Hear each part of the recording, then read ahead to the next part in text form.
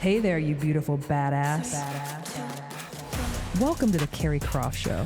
I'm your host, Keri Croft, delivering you stories that get you pumped up and feeling like the unstoppable savage that you are. So grab your coffee, put on your game face, and let's do this thing, baby. Ready to elevate your self-care game?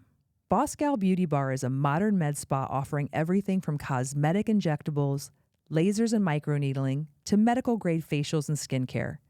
Conveniently located in Clintonville, Grandview, Powell, and Easton, making self-care a priority has never been easier. Use code CROFT for $25 off your first visit. Let's get real here. Aging isn't always cute. Wrinkles, things sagging where they didn't before, do I hate my partner or is this perimenopause? I've been there. And that's why I'm all about Donaldson. From plastic surgery to aesthetics to functional medicine, they help you love your body and get to know it better. Want to feel like yourself again? Head to donaldsonhealth.com. And if you're a first-time client, mention the Keri Croft Show for $100 off your first treatment. You're welcome.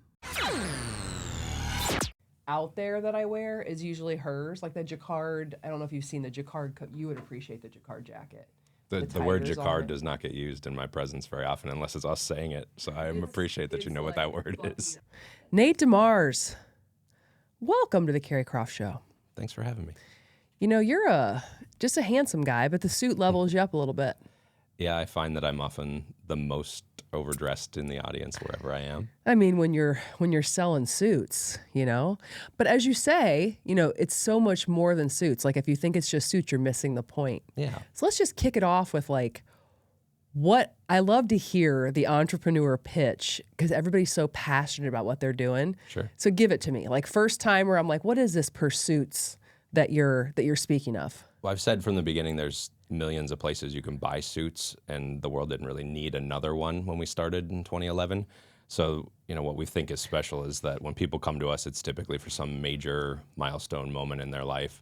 They're excited to dress for whatever the biggest thing perhaps they've ever done is, and our job is to help prepare them for that. So certainly the clothing is the medium that we use, but we get to work with people who do the most interesting, powerful, creative things in the city, and it just kind of allows us to bring that perspective to all of our other customers too. So when you work with thousands and thousands of people who are all doing really amazing stuff, it just helps you with people who are, you know, they're nervous about the thing they're about to do.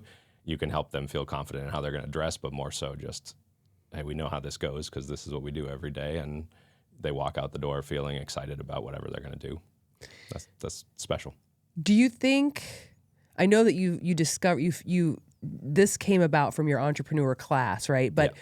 Going way back to when you were a wee boy and you would see your great grandpa and he would come up to the table with his suit on, and then your grandma and your aunt, Yep. or as I like to say your auntie, Yep. they made wedding dresses. So this was very much steeped in kind of the history of who you are, and subconsciously you saw this. Yep. How much did that play into all of a sudden in your mind in that class? You're like, oh, bingo! There it all just came together. No, it really didn't. So I think I'm a business person. That's how I see myself.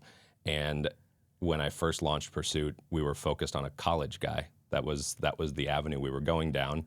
Our store was on campus. I really did not write a business plan that included weddings. So it was a few years at least into the business before I was like, oh, wow, this is what my family did. I'm dressing grooms and groomsmen primarily. And it's like, oh, wow, I'm in the wedding business. But it didn't occur to me until a couple of years into the business. So subconsciously, I'm sure it did.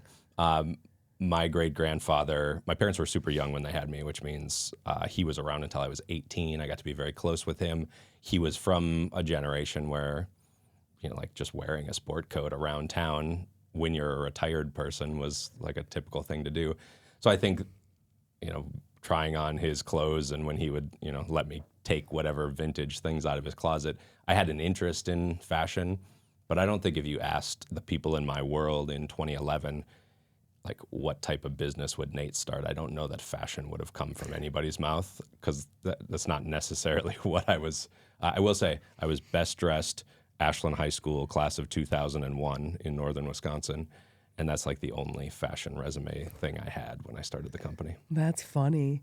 And so you were super close with your great grandpa to the extent that they asked you to do his eulogy just at the ripe age of 18. Yeah. You have to remember that like it was yesterday. Yeah, that's become this weird but really special thing that I've gotten to do. I was close with him, and I think nobody else in my family, was super eager to get up and speak. I think there's a little distance when it's your great-grandfather when you lose somebody than if it's your parent or something like that. So yeah, I was asked to speak. I did it, and it was just a really special thing to get to, talk to your family about what was special about their relationship with that person, and then to feel like, this is your chance to like honor somebody, in a way that's like, hopefully encapsulates their life. Like anything else in life, I did it. I think because I was young, people thought it was great. I don't know that it was actually good, but I was young enough where they were like, oh, the bar is low and you exceeded it. So then now every time somebody in my family has a funeral, it's become the thing that I do. In fact, I just in January did that same thing for my grandmother, hit that same, my great-grandfather's daughter, the one who made the wedding dresses. I did that for her as well. So it's kind of a weird thing on my resume is that I speak at funerals. Yeah. Maybe you could like parlay that into, marrying people too. If I stick around at Pursuit long enough, it went from selling college students their first suit to doing wedding suits. Now we've kind of moved on to, more of a grown-up crowd getting their clothing for work and important events. So I think, at some point, funerals will start to become a bigger chunk of what we do. Fantastic. Yeah. What's one thing that you can look back on, though, with your great-grandpa, and whether you said it or not in the eulogy, like what's one thing you carry with you where you're like, I want to make sure I do this? Yeah, so we have a family cabin in northern Wisconsin that he bought in like 1962. My dad was just a little kid.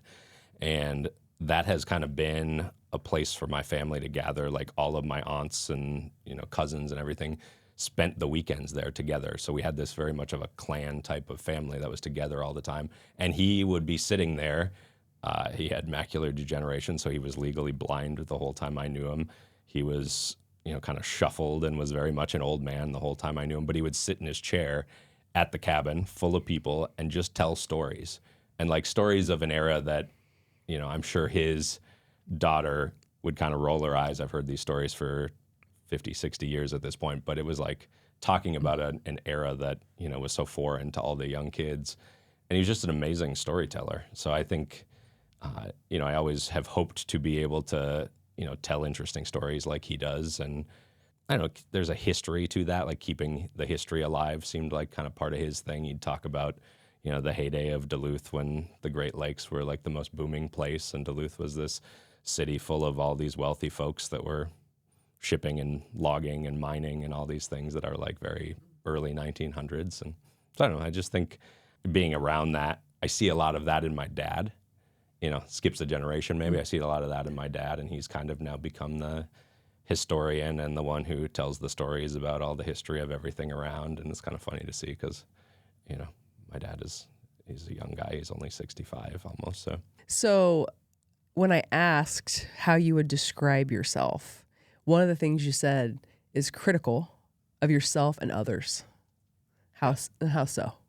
Well, I tried to make sure I included some negative things in there so you didn't think I was full of shit. But I think part of what has made me a good entrepreneur is having a critical eye, maybe being able to see things that are lacking or missing and, incorporating those into what I do. And, it's a fine line when you are critiquing things from being critical and being negative. So I think if I stray from that, and it applies to myself too. I always say that to be an entrepreneur, you have to be really optimistic. Like you have to be able to believe you're going to figure things out, or you can get through this, unknown period where you don't know what you're doing. But you also have to be critical enough that you realize, like, I'm not very good at this. I don't really know what I'm doing. Because if not, then you're just kind of delusional and, it's tough to get better. It's powerful when you can call your own baby ugly. It really is. Yeah. Not a lot of people are self-reflective. The ego gets in the way. Yeah. So to be able to, clearly be externally critical around things like that need fixed, but then internally be like, whoa, I'm emotionally connected to this. This isn't right. We need to move on. A lot of people can't do that. Yeah, and I think if you have the two together, I think a lot of people are self-critical. They know like, oh, I don't know how to do that, or that's not me, and it holds them back from, doing the types of things that we would do as entrepreneurs, small business owners. There are a lot of people who are optimistic without this, and they may be snake oil salesmen or, people that very quickly are like, I don't know if there's any substance here. So I think to have the balance of the two of, I don't really know what I'm doing, but I believe in myself enough to know that with enough time, I will get there, I'll figure it out, is like the right combination of things that you need to do something for a long time. And I think you referred to it as, you might have said, a ridiculous amount of confidence or a delusional amount of confidence. And it's true. You have to have this mix of this unwavering belief in yourself when no one else sees you or even understands, which is hard. Yeah. And then also be self-aware enough that, you keep that balance going. I think that's a really magical place to be. I think what I found that in the early days of Pursuit, we focused on a young customer. We were on campus at the Gateway, selling to a group of people that primarily had never thought about or bought a suit before. And, I maybe in the back of my head had thought like, I'd like to be in the short north where all the other cool kids are, where the brands I really love are, or the businesses I love are. And I knew that like, I didn't know enough. We weren't sophisticated enough. Like I didn't feel confident that I could go open a store in the cool neighborhood and be ready for that. And the funny thing is a lot of my peers who own clothing stores, they started with that. They were fashionable. They knew they wanted to be in the business for a long time. And for them, maybe they built the business around it. For me, I started as a business guy and then had to figure out the fashion and the technical parts of the fashion. So it took me a couple of years before I felt like, okay, I can be down there and like that crowd walking in is going to like what we do and we'll be able to serve that audience. Well, you had mentioned in the beginning of your intake form around entrepreneurship and sort of where your headspace is versus where it may have been in the beginning, where it's like, okay, when you start something and you want to scale it and you want to grow it and of course, all that's important. Those are all necessary components to a degree of having a small business. But then you were also talking about letting go of some of that and focusing more in on like, what really is the purpose? How am I spending my precious time? What kind of ripple effect am I creating, not only for myself, but my core people, the community, and the values that we have? So talk a little bit about that for a young entrepreneur right now who's listening and trying to figure out like, who am I? What am I trying to put out there?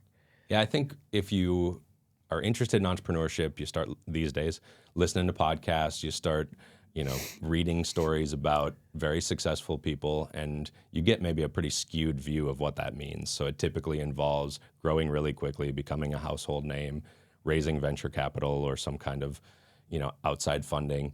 And I started Pursuit in a class in an MBA program. So there's like a built-in bias that comes with that, where like you don't go get an MBA so that you can own a lifestyle business. Like that's just not the typical path. So I think just kind of by default, I presumed this is starting the way that it's starting. It's going to look like the Harvard Business Review case studies that we're reading in classes. And I think for a long time, one, I picked a business that doesn't very much fit that model. So like I picked a thing to do that really isn't a logical thing to grow quickly and raise money for.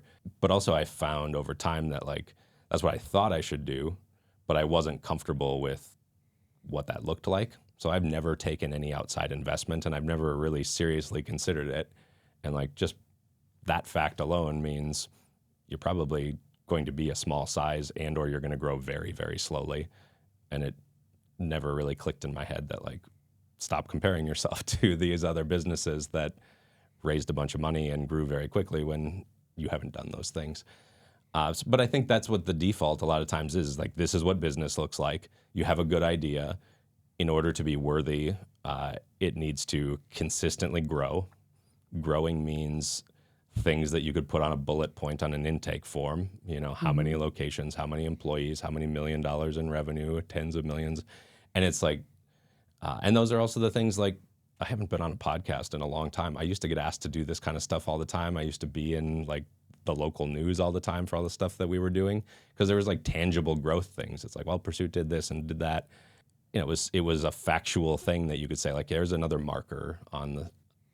I think too often that gets conflated, and I speak for myself, as the point, as opposed to like, I don't know, might be right, might not be right. But I found myself, we opened a second store. That was probably one of our big milestones. And it was 100 miles away in Cincinnati, because I had this vision that we were going to open stores in neighborhoods like the Short North around the Midwest. It was cool, and we had really, you know, it worked a little bit, and I had a great experience with parts of it. But like overall, I liked my job a lot less. I was doing things that perhaps were less motivating to me, and I overall was probably a lot less happy because I made that decision. But it felt like I need to do that, you know, like I owe it to the people that have followed along on my journey to like push myself or try new things. And so I don't know, I think COVID maybe gave me a chance to reevaluate a lot of that when it was like, oh shit, you got to put it all back together from scratch. You start to think about like, what do I want my life to be within this business? And I think the other part that I've seen is I have a lot of peers. I think you've been in business about as long as I have. There's a lot of people who have done something really cool and don't do it anymore, perhaps because that was the plan, perhaps because they soured on it because of some decisions they made, or because the world told them they had to close it or whatever. But I looked around, and like a lot of my friends who had a cool thing aren't doing it anymore, or they hate what they're doing. And I was like, shit, maybe what's special here is that I like it more now than I did 10 years ago, 15 years ago. And how do I maintain that? Like, if I'm going to do this for my career, because it's the only idea I have at this point, how do I make sure that I'm continuing to be excited? And what I like about it is that it feels to me like you're creating spokes off of your center or what is important or that you like. So you've got this angle where you're working more with these sports teams, and then you've got another angle where you're doing concerts with music, and then you've got this angle for good. And so I see, like, I love that, and I feel that deeply, because when you look at my show, that's exactly what this is. There's extensions of my heart and what I love, and I think that there needs to be a bigger shine on that and a play for young entrepreneurs to be like, hold on a minute. At the end of the day, you're doing this all the time. You're going to be doing this more than you're doing probably anything. And so make damn sure that it feels and it fills you, as opposed to just trying to hit certain metrics and marks for external, whatever that is. You know, because I think so many people miss that. Yep. So I feel like that is success, being able to grow something in a beautiful way that totally reflects who you are as a person and what makes you feel good. So what about like the sports team? So how did that come about? So now you're like suiting them up. I mean, what's happening there? Listen, nobody loves laundry day. But thanks to the Fluff, laundry is officially off your to-do list. Just schedule your pickup on the Fluff app, toss your dirty clothes in any bag you've got, and leave it on your front porch. The Fluff handles the rest, returning your laundry fresh, folded, and in our reusable vinyl bag in just 24 to 48 hours. Flat rate pricing means you stuff the bag full, and yes, pickup and delivery are totally free in Central Ohio. Use promo code Keri for 20% off your first order. P.S. Ask about our monthly subscription to keep life simple and your laundry done. Who says you need a special occasion to feel like a celeb? I mean, stress is real. Life is busy. And your scalp? Yeah, it deserves some love too. That's where Headspace by Mia Santiago comes in. Treat yourself or someone who deserves it to a luxurious scalp treatment and a killer blowout or cut, because nothing says main character energy, honey, like a fresh style from celebrity stylist Mia and her team. And because we love a good deal, mention the Keri Croft Show and get 20% off your service or any gift card for somebody in your life that you love. Headspace by Mia Santiago, because great hair days shouldn't be rare. Yeah, I think one thing that we've always done is try to reach customers in ways that are non-traditional, you know, so that we don't really do any advertising or anything like that. But one thing that seems to always have been, that has come naturally, is putting our suits on people in the community. And I think the very first time we did that in a big way would have been in 2017. We signed a partnership with the Columbus Crew. that's something that we are doing, these days as well. But it gives us a chance to take something in the community that has its own brand, its own loyal followers, its own culture, and kind of come alongside that and put our suits on people who are, interesting people, maybe have a different career, lifestyle than what our customers have. So that was the first time we tried that. And then it turned out with that partnership, like 3 weeks after we launched, all the drama started. They're going to move the team to Austin. And like now, we just launched this partnership, and this is the #1 local news story for like a year and a half, was like, is the crew moving? And we got to kind of be along in the middle of that, like, messy situation and all the saving the crew stuff. That was such a cool Columbus community thing. I think with that partnership, it was like, oh, wow, this really has zero to do with suits, but like, we have a voice, we have a different perspective as a corporate partner, as a business in all of this that is different than others in the conversation. And it was like, oh, this allows Pursuit to kind of have a voice in the community in a different way. And, maybe people will think about suits when they see us speaking at something or tweeting about something, but it's just like, yeah, this is a way to get involved that isn't just, hey, we got some new fabrics in. It's not just the same We got some over and jacquard. over, the same things over and over again. Talking about technical things about fabric. Where's the concerts? Like, where does that come in? The concerts are another, like, my wife jokes, I just try to take whatever it is I'm excited about and find a way to make it my work. Right. The very first concert we had was 2014. We were still at the Gateway. My favorite band is a band from Duluth, Minnesota called Low. At the time, a friend of mine was the bass player in this band, so they were coming through town, and I was like, hey, would you want to play in the shop? I'll give you some suits. I'll invite some people. It happened to be our 3rd anniversary, so I was like, this is a perfect timing. And they said yes, and they did it, and it was, just a cool thing, because, you think about a suit company, you wouldn't expect like an indie rock band to perform in a suit shop. Like, that's just not, those things don't really go together. And my personality, I think I always kind of enjoy the quirky and unexpected things. So yeah, that was the first one. It was cool, but it also was my way of having a direct connection to my favorite band. And I was like, oh, there's something there. Like, it turns out that I can, and at about the same time, we did our first sports partnership, and it was with AJ Hawk. So I'm from Wisconsin. I'm a Packer fan. I'm a Packer shareholder. Like, that's the culture I grew up in.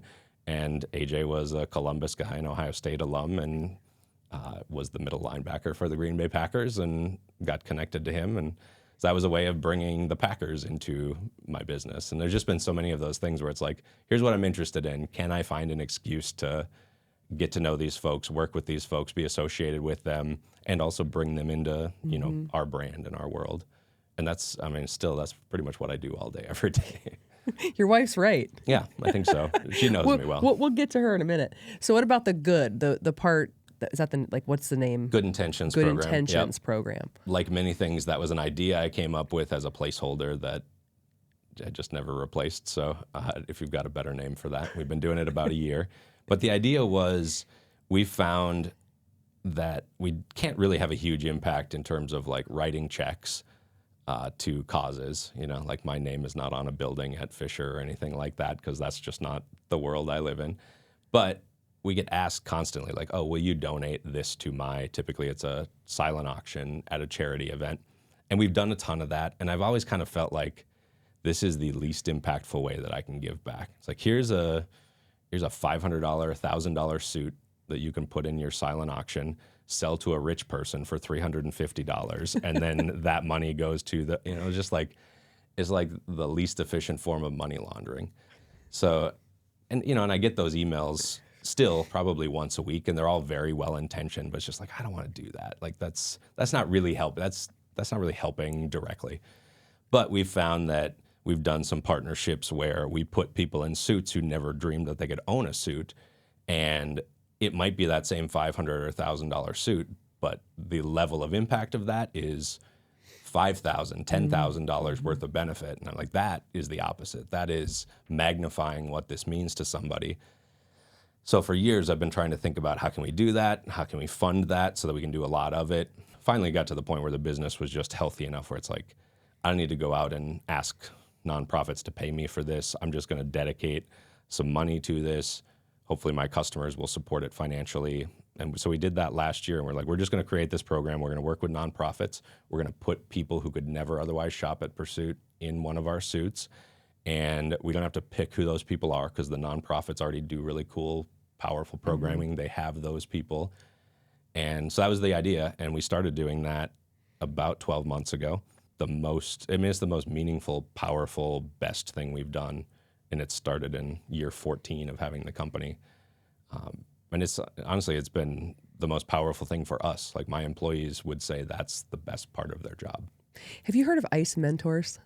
I have. Jerome? We have not worked directly with them. I think perhaps we donated some ties to the program way back in the day. Oh, man. And this reminds me, this is probably the universe saying I should get back with him and his wife. I actually did like a little thing with them one night with some of the kids, and they were so great. And what they're doing is so awesome. But I totally feel like an ICE Mentors connection with you.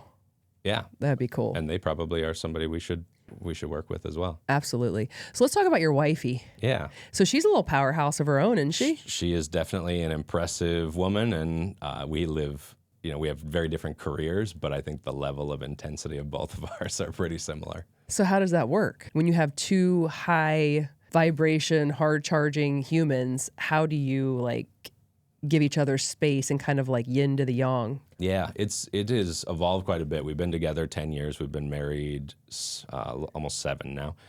And, I think in the early days, we were both like full bore in our career. We don't have children still. So we have a little bit of space that a lot of our friends don't have. But I think we probably influenced each other in the same direction. We'd come home from work excited, but wound really tight, and we would just kind of feed off of each other's energy. And I think, as my career has evolved, I've had very intense periods of time where, I was perhaps burning myself out. My wife has certainly had that as well. And we find that if we both happen to be at those high stress, working too much, sleeping not enough it's not the best times for our marriage. So I think what we've both learned is, as we've gotten, my wife will be 40, I'm 42. I think we both have realized we need to find a better balance. She got there before I did. And I think we've now have influenced each other. Slowly we've started to influence the other direction where it's all right, she's got a lot of things she does to decompress, manage stress. She's worked out pretty hard for years, and that's one of her outlets that, I'm finally starting to take to in my 40s. But I think at the very least you can relate to each other, I think understanding the intensity and why maybe you are so fixated on something, it's easier to see that when you both kind of have it in your work. But it's definitely, can be difficult to have enough space for, hey, you had a stressful day. It's 8 o'clock. I had a stressful day. Can I tell you, can I get all this off my chest? And, does she have any space to absorb that or not? So we've had to get good at I don't think I have the energy for this tonight. Is this really important? Because I'm not sure I am going to be much of a listener. But that's an ongoing thing where you're the solution is to maybe not be so wrapped up in your work. And I think we're both just trying to, instead of learning how to cope together, we're could we just maybe dial this down a little bit? Yeah, I mean, it's being in the entrepreneurial world, there is no on and off button.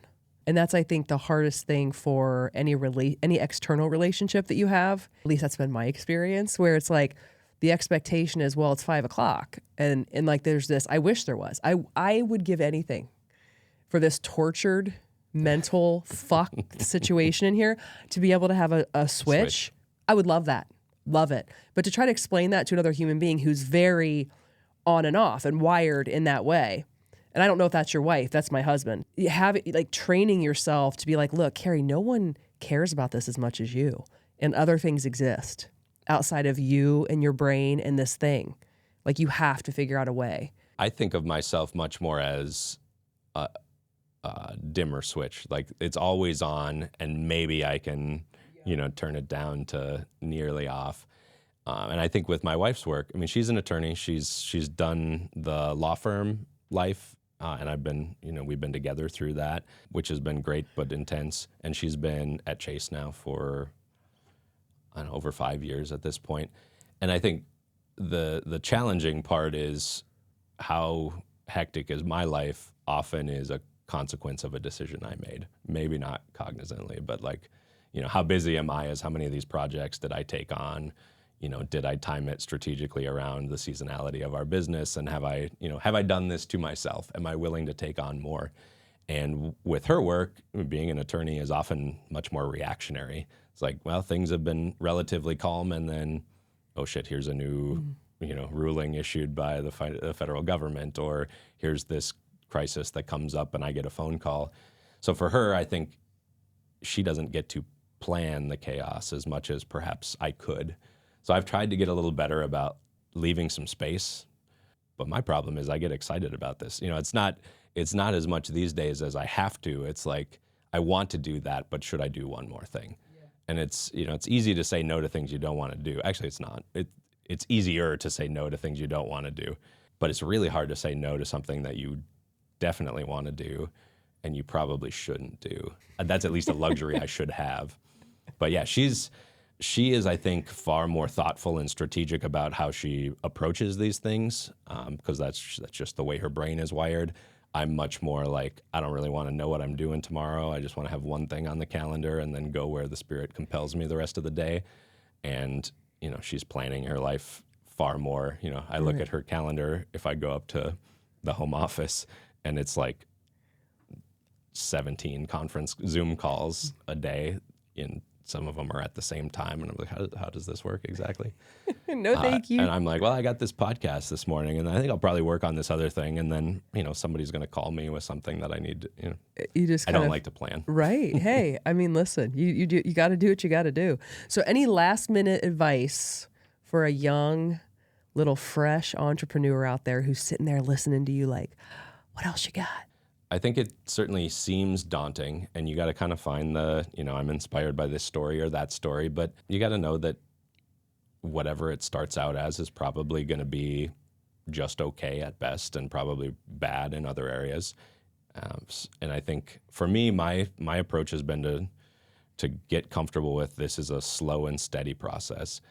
I'm not happy with this or that today if I'm seeing improvement or I have a path to getting better at it. And I think in the early days, there's not a lot you're going to be looking at saying, oh, this is really great. And every year, these days I do, I like to say we do the coolest shit of any suit company in the world. And that's what gets me excited. And I believe that to be true in my definition of what cool shit is. But these opportunities I have now in year 15 are seeds that were planted 15 years ago, 12 years ago, people I knew before they are what they are today. I mentioned Taylor from Camp is playing in the store on Sunday. That's awesome. One of my favorite bands, great person. But also in 2017, before Camp was huge, they played in my store, and now, the people in our orbit have, opportunities for us to get involved that are just so much different. So I think playing the long game, being okay with like, this is just okay now, but it's getting better. When it gets tough, that'll keep you from feeling like you want to throw in the towel. Yeah. Anything else about Pursuit or anything you want to put out in the universe before we close out? Yeah, we sell suits. I don't know if I've actually said that at this point.